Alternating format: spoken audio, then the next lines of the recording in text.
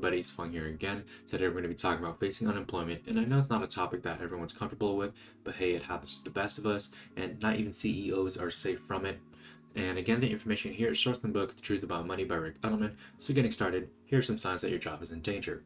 The first of which is that your employer is facing financial trouble, right? There's declining profit margins or stock prices, or your firm gets acquired. So let's take an example of Twitter. When Elon Musk took over Twitter, many people got laid off following that. And now another sign is cost cutting, right? If there's cuts in routine expenses or budget cuts in training and travel, money is getting tight, your job is most likely in danger. Third thing here is that people treat you differently. They're not necessarily going to treat you poorly, but like let's just say your boss won't look you in the eye, or you get a reduction in your workload and you're being excluded from newer projects, or you're being asked to cross-train workers, right, other coworkers. Next are if there's a hiring freeze in effect, right? If HR is busy despite a hiring freeze, then they're planning something, right? And are new positions being advertised or filled, right? Because that means that your sign is good if new positions are being advertised and filled. So next is are other industry friends losing their jobs? Because then if the industry is doing bad, then that's bad news for you, right? And that if rumors are rampant and doors are closed, that's a bad sign, because office gossip, right, and executives are in closed door meetings is typically a sign of layoffs. So how to prepare for layoffs? Well, first you want to prepare your family, right? Let them know that there's going to be a change in lifestyle that might be needed. You want to come up with solutions as a family, right? You guys are a family, you guys should work this out together. Next is that you should increase your cash reserves. You should aim for at least a year's worth of living expenses, but honestly, you should try to strive for 2 to 3 years worth, because that's even better. Next is to examine your credit, right? Apply for new lines of credit while you still have that income. And this applies to both home equity loans and credit cards. And you want to try to lower rates if you have credit card debt, right? Be prepared for this. And next is that you want to use your health insurance while you still have it, right? Go to the doctor or dentist if you're doing an exam and get treatments done while you still have that coverage. Next is that you want to make yourself more valuable to the company, right? Take on more responsibilities at work and show your worth, right? Prevent the layoff. And everyone's fair game during layoffs, even CEOs. I mentioned that earlier in the beginning. And next is that you want to continue to fund your 401k plan. You should never borrow from it, okay? That's your retirement plan. Never borrow from it, but continue to fund it.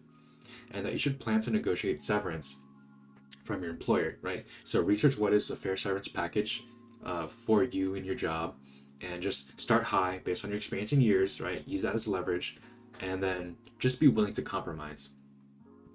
Next is to take time off.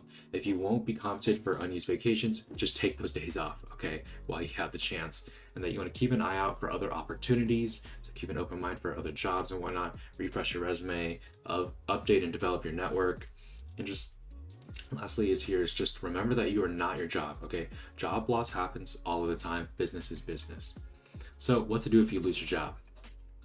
Well, first is that you want to file for unemployment benefits, and benefits are paid to those who are eligible. So, if it's outside of your control and you got laid off, then you're most likely to be eligible for unemployment. So you want to contact an office of your unemployment agency in your area. And then you want to examine your finances, okay? Identify sources of income like severance, unemployment, and cash reserve, because these are most likely what you're going to be using to get your money from during these hard times of unemployment. And you want to supplement this with non-retirement investments if you still need more money.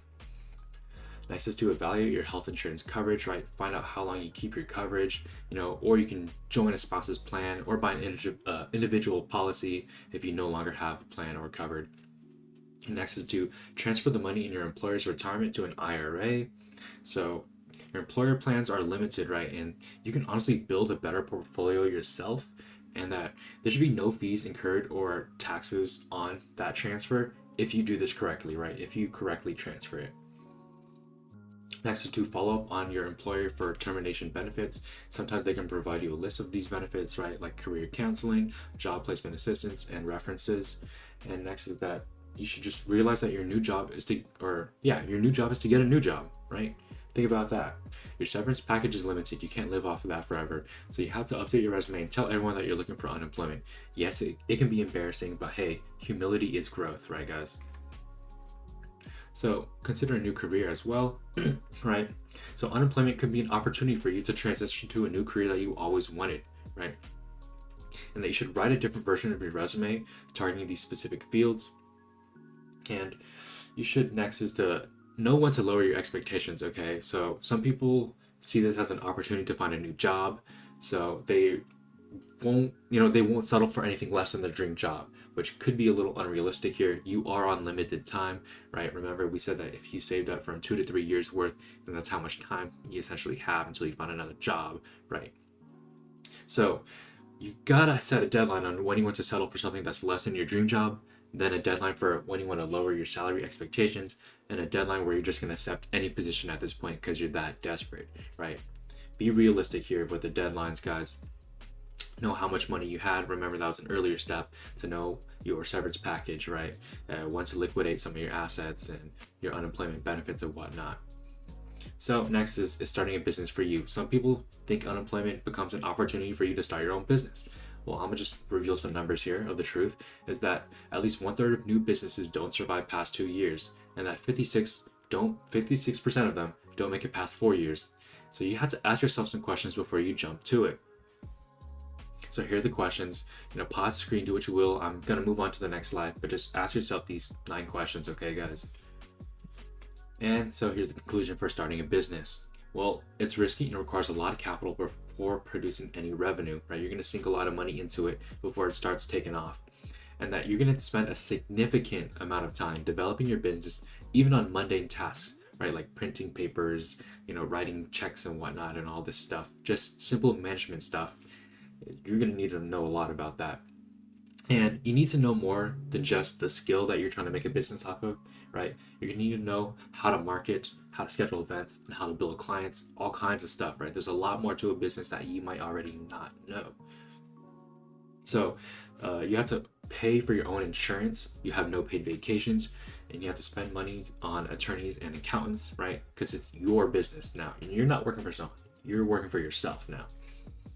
So that's not to scare you, by the way, of starting a business. It's very possible, and if you have those goals and ambitions, then by all means go for it. I'm just telling you guys some just hard facts that you should know before you start a business, before you might hurt yourself in the future. So now let's move on to the recap of everything that we just learned. Unemployment happens all the time, right? Even CEOs face it. It happens to the best of us, guys. And that you should check for signs that your job is in danger. There's a whole list of signs that I just dropped over there. Go check those out, review those. And next is to know how to prepare for a layoff, right? Then once you know that, how to prepare for a layoff, you want to know what to do if you lose your job. And then lastly is that starting a business is harder than you think. There's many things to consider, right? Remember the 9 questions, right? Ask yourself those 9 questions. And this is not to discourage you from it. Go for it by all means. It's just that you should take some time to think about it. So that's it for the video. Thank you guys for watching. Like, subscribe, do what you will. You guys are not obligated to do so. And I'll catch you guys in the next one. Peace.